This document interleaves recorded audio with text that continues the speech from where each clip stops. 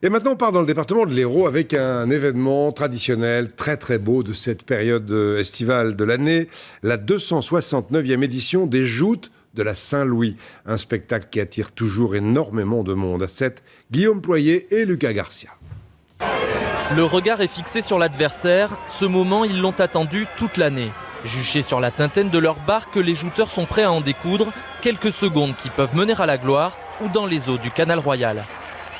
Le principe est immuable depuis plus de 3 siècles. Les joutes nautiques de la Saint-Louis sont en quelque sorte les Jeux Olympiques à 7. Remporter le tournoi, un rêve que caresse chaque participant depuis son enfance. Il y a tout le monde, tout le cadre est réuni, c'est magnifique. Il y a 10 000 personnes autour du cadre. Tu gagnes un tournoi comme ça, tu es marqué à vie dans l'histoire des joutes. Nous, quand on est petit, on est ancré là-dedans. Et notre but, c'est de remporter le Grand Prix de la Saint-Louis. Et le jour où on l'a gagné, on devient immortel.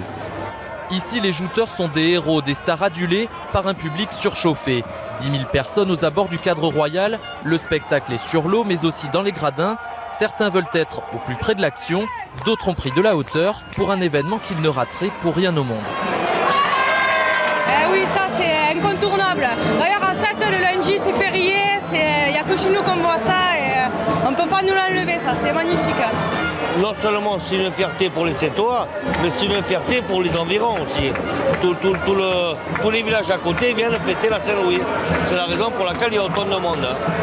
Chaque jouteur représente les couleurs de sa ville et peut compter sur la ferveur inconditionnelle des supporters. C'est l'honneur qui est en jeu, la rivalité existe, mais l'ambiance reste bon enfant puisqu'ici, tout le monde partage la même passion. On est là pour représenter notre ville et encourager nos joueurs et montrer aux Sétois qu'on vient pour s'amuser et pour faire la fête. C'est pour le folklore, la rivalité.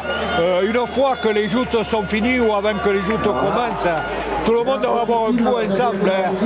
Un esprit de fête qui gagne même les néophytes, heureux de découvrir une tradition locale haute en couleurs. On n'était jamais venu jusqu'à 7 voir la finale, donc on voulait voir ce grand événement dont tout le monde nous parle. Donc c'est à la hauteur de ce qu'on nous avait dit de toute façon. Cette année, le tournoi a consacré un joueur sétois. Il remettra son titre en jeu l'année prochaine et le cadre royal s'enflammera de nouveau pour ses champions.